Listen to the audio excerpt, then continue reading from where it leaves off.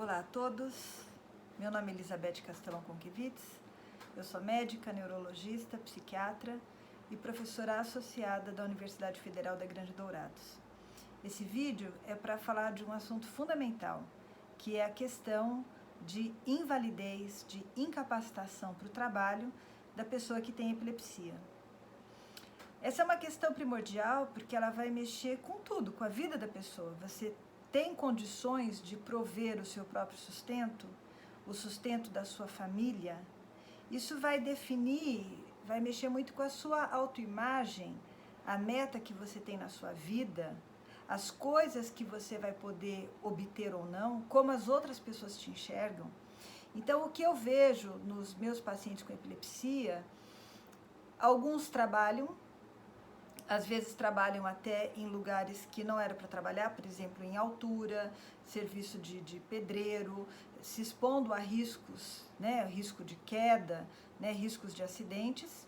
Então, alguns trabalham, outros trabalham de motorista de caminhão, sendo que não podia trabalhar também, porque também é perigoso.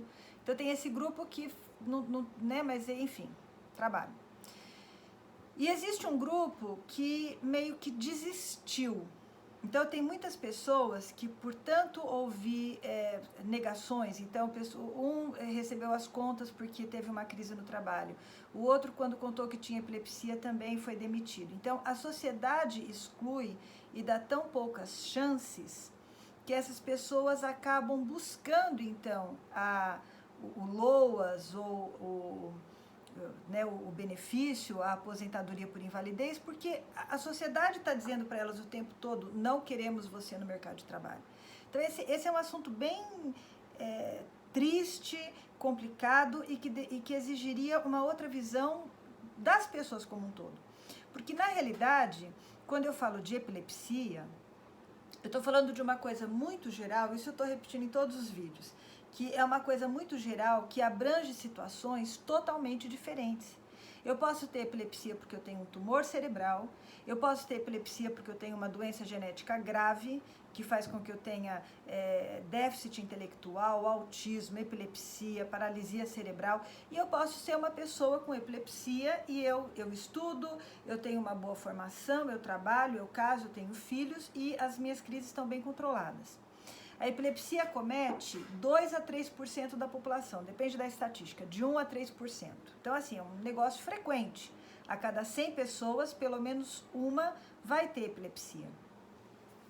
E 70% das pessoas, quer dizer, 2/3, vão se sair muito bem, se forem tratados adequadamente. Esse é o outro problema, porque às vezes a pessoa não tem acesso ao tratamento, seja porque o sistema de saúde não é bom, ou seja pelo preconceito e pela falta de informação, que faz com que alguns ainda, infelizmente, entendam que se trata de alguma coisa espiritual sei lá, e acabam não procurando o tratamento necessário.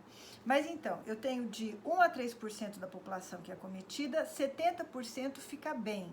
Fica bem significa que tem as crises bem controladas, ou elas desaparecem, ou elas passam a ser muito raras. Então, a resposta a respeito da incapacitação vai depender de todos esses fatores. Qual é a frequência das suas crises? A outra coisa, qual é o tipo de crise que você tem? Eu posso ter crise e falar, olha, não, todas as crises que eu tive até hoje foram sempre na cama dormindo. Bem, faz 5 anos que é assim, então é pouco provável que agora eu vá ter uma crise de dia. Então, minhas crises são noturnas.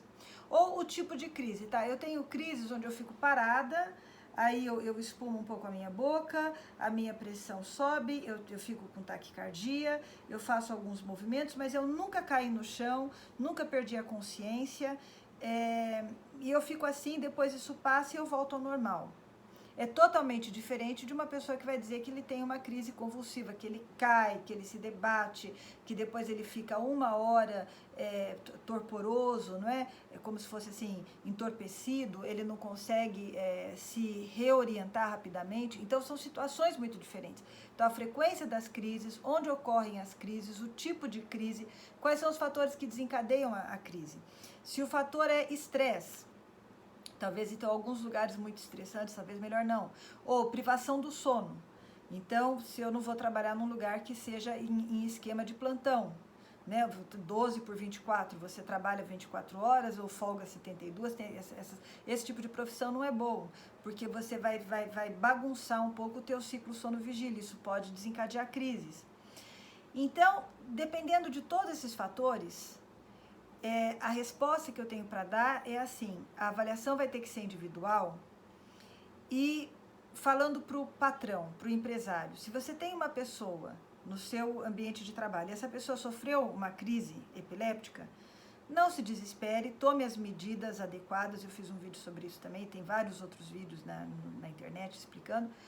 Então, e as medidas adequadas, aliás, são muito simples, é praticamente proteger a cabeça, virar a cabeça do lado da pessoa, virar a cabeça da pessoa para o lado, proteger a cabeça e deixar a crise acontecer, não colocar nada na boca, não colocar nenhuma coisa para ela cheirar e depois ficar ali do lado dela para ver como que ela evolui. Então, assim, faça isso e depois tente entender a situação. Com que frequência ocorrem essas crises, que medicação que essa pessoa toma, que atividades que ele não pode fazer. Então, é claro, atividade de motorista, atividade de coisas que você tem que subir em altura, ou que tem que entrar dentro da água, ou mexer com máquinas cortantes, ou máquinas com descarga elétrica, alguma coisa assim. Então, operação de máquinas, altura, água, fogo. Então, tem coisas que a gente sabe que a pessoa não deve fazer, porque vai ser perigoso para ela. Mas várias outras coisas a pessoa vai poder fazer. Várias outras coisas. Então, ela pode estudar, ela pode e deve ter uma vida integrada e uma vida normal. Então, o que eu percebo muito é que as pessoas procuram aposentadoria, seja porque elas têm experiências de discriminação ou porque elas têm também outros problemas. Então, é muito comum o paciente estar deprimido. Então, você tem epilepsia e você está deprimido, às vezes também até por essas experiências, você está com uma péssima autoestima, você acha que você não dá conta, que você não sabe nada mesmo. A gente sabe que na epilepsia o risco de depressão e de ansiedade é maior, mas também o risco de prejuízo de memória. Então, essa é uma queixa comum de todo mundo fala que não está bem da memória, mas as pessoas com epilepsia em particular tem mesmo, muitas delas têm um prejuízo de memória, então não conseguem gravar tão bem. Mas ainda assim, isso não é indicação de aposentadoria, isso é indicação de algumas adaptações no ambiente de trabalho, mas não de aposentadoria. Então é importante para o médico reconhecer a depressão e a ansiedade, ou você também que tem epilepsia, reconhecer se você está deprimido, se você já não está desistindo, tomando uma atitude resignada, jogando a toalha.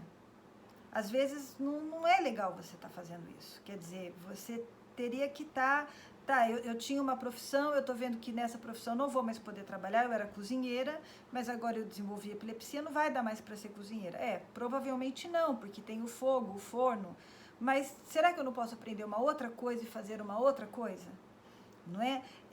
Você ter um tempo que você fique talvez de atestado, porque você está fazendo os exames, porque você está se adaptando à medicação, tudo bem, mas você partir para essa ideia de que você agora é inválido, isso é uma coisa que na realidade é muito negativa para você, para as pessoas ao seu redor, mas principalmente para você que está acometido. Eu acho que é isso. Obrigada.